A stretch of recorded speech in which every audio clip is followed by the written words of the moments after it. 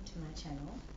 I usually talk about psychology and art and creativity and how we can apply both of those things to our everyday lives to improve them, but also just improve our well-being and our mood. So today I wanted to talk about doing things with our hands. Using our hands for anything, keeping our hands busy. For example, obviously we use our hands a lot, but it has this added benefit of quietening our mind down. The reason why it does that is because when we're busy, like for example, if our hands are busy doing something like crochet or cooking or gardening, and our eyes are focused, they don't need to be completely focused. Unfortunately, I lost the audio to this section. I think I was talking about the somatosensory cortex, which processes sensory information from our body, particularly touch and movement. Our eyes see that, and its direct communication to our brain is, for example, Emma's busy with something, so it has the effect of the brain silencing almost. It's hard to ruminate when your hands are busy. And that is because our perceptual inputs, so our eyes, but also the senses in our hands, are communicating with our brain and our nervous system. If you're busy, if you're cooking, if you're gardening, if you're crocheting, if you're creating, painting, drawing, colouring in. This is why the adult colouring in books have become quite popular, because they are actually helpful in quietening down our brain. And the thing I really like about it is that it is kind of like a hack, because you're not explaining to your brain what to do, and we can get really stuck with that. Especially now, there's a lot of psychological literacy, so people know a lot more about our brain and the processes. They know a lot more about anxiety, they know a lot more about how our thoughts impact our emotions, which impact our behaviours. We get into a little bit of a rut when we try to explain ourselves. How can I describe this better? We try to use logic to improve our mood or quieten our mind or interrupt rumination. That's not as effective as just hacking it. The camera's wobbly because it's standing on a table and Pebbles has just decided to stand on it as well. So when we do something with our hands and our eyes can see that and our fingertips can feel that, we're sending a direct signal to our body and our mind that we're busy. So we don't have time for rumination, to worry as much. It gives us a break. It gives us a really important break. It doesn't fix anything. It doesn't change anything in our external world. It's hacking our system. It's hacking our neurological system. It has the effect of calming us down without us having to try, which is important. We can do a lot of trying, and sometimes that leads us to a dead end to explore this, because I know for me personally, but also for clients, when we reach a dead end, it's really disheartening and we lose motivation and we think that we're always going to feel like this. And that flow-on effects of losing hope, feeling like no matter how hard you try, you're not going to feel better, or no matter how hard you try to use these tools that your psychologist has given you, or that you've read about in a great book. These tools are great. All this psychological literacy is great. But when we hit a dead end, lose hope, it can be really hard to conjure up motivation out of that place. These behavioral hacks are important. We don't have to try as much. We don't have to put as much effort into being better or being more well or feeling less anxious. Some of the effort out of improving our mental well-being. With effort comes fatigue, and with fatigue comes lowered motivation and lowered mood. I'm going to explore this and give you a little bit of science background and some practical tools.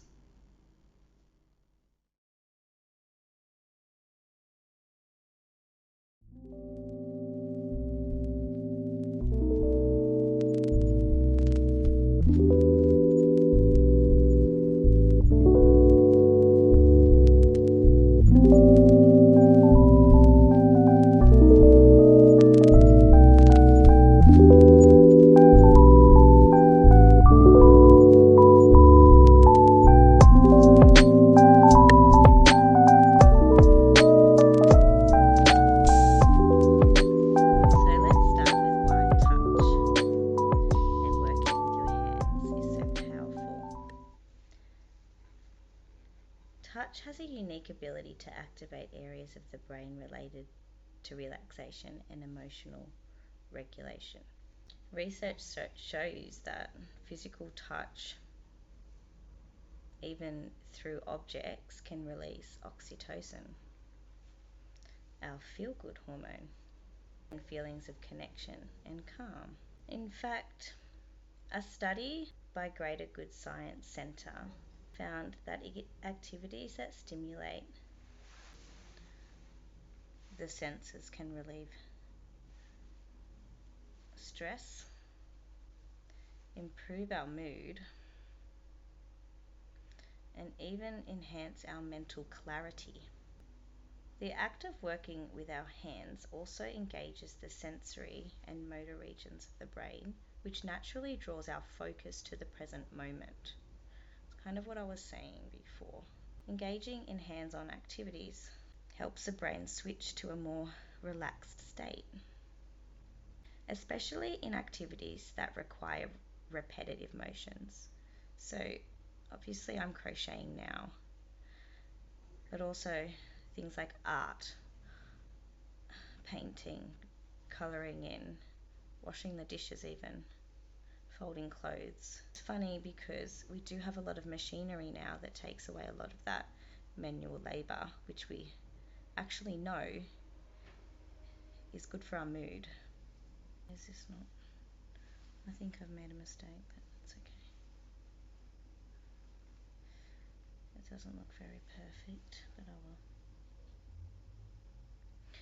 Even things like kneading dough can be really powerful, being our nervous systems feel relaxed. It's actually similar, so the effect on the brain and your nervous system is actually very similar to that of meditation and deep breathing.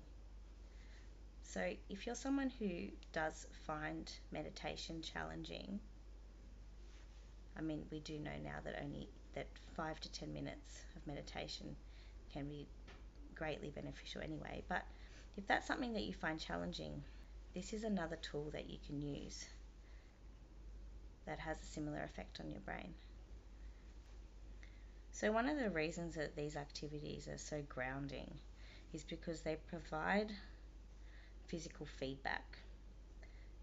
Our brain is constantly receiving signals from our hands and fingers as we work, which keeps us engaged without overwhelming us mentally. This is particularly effective for managing anxiety or an overactive mind. Our hands create a bridge between our thoughts and our physical world, which helps to ease cognitive overload. Interestingly, research on messy learning environments shows that a messy learning environment and messy hands have high potential for learning and reflection. So Actually, having our hands actively engaged in a task allows us to relax our minds while still leaving room for insight and mental processing. So, this is really important because our brains are still active when we're busy with our hands. They're still doing things, they're still processing stuff. And they're processing stuff behind the scenes, so we don't even really know exactly what's going on. It's kind of like when we sleep, and memories and thoughts and experiences get consolidated through sleep. But we're not really conscious of what's going on. It means that our brain is working to process things, difficult things maybe, or insights, ideas. It means that in a way we're doing two things. We're quietening our mind's anxieties, we're quietening the kind of more neurotic thought processes or patterns or ruminations, for example. But we're also allowing our mind that freedom then to work on other things that improve our well-being. So for me personally, I've experienced the positive impacts of keeping my hands busy.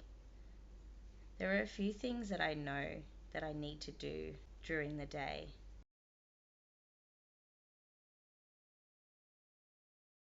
Try to cook at least every day. And then obviously painting, like also when the kids are not with me, and that has the same effect.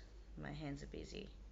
Actually, speaking of the kids, if there's any parents watching, a really good way to interrupt some of the more disruptive or anxious type behaviors that your kids may display is involving them in something that's tactile, like coloring in, baking sometimes, which is fun, but also I struggle to find the energy and the motivation for that at the moment.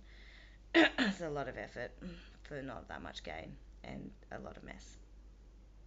But cooking dinner, helping me cook dinner, surprising how that kind of a distraction can just interrupt what may end up being an explosion between siblings or between me and them, which does happen.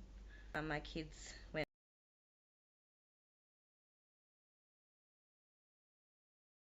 they were reading this book at school about origami, and they went through this little origami phase where they were doing origami every evening, and I just noticed the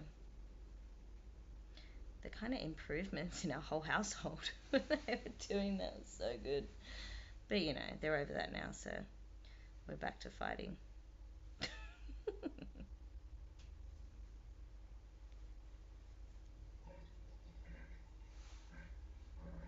But it is noticeable. They are more relaxed when they're busy with their hands, when they're busy doing something. So it's a good little life hack for the kiddies too.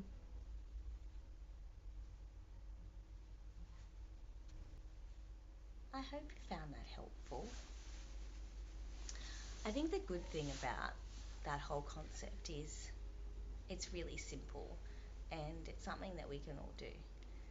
Um, so I don't know, maybe go away today and think about a few things that you know that you enjoy doing that involves your hands, and brainstorm ways that you can incorporate that into your life daily. Daily is good, and you'll find that you're probably already doing it a lot of the time because we are using our hands a lot of the time. Another takeaway, noticing when you're using your hands to do something, being a little bit more present with that process. Your brain kind of notices what's going on.